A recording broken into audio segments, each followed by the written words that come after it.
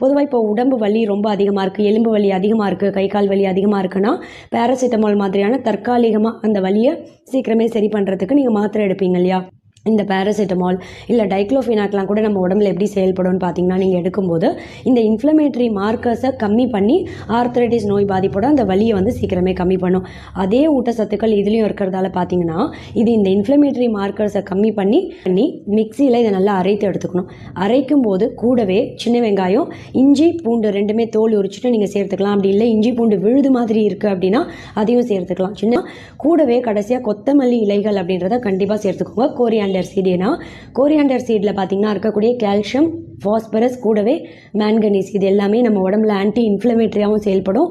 உடம்புல வலி இருக்குது அப்படின்னா இயற்கையான வலி நிவாரணியாகவும் செயல்படும். ரொம்ப குறிப்பாக நுரையீரல் புற்றுநோய், கோலான் கேன்சர் இது எதுவுமே வராமல் தடுக்கும். பெண்களுக்கு ஏற்படக்கூடிய மார்பக புற்றுநோய் கூட வராமல் தடுக்கக்கூடிய தன்மை இதில் அதிக அளவில் இருக்குது.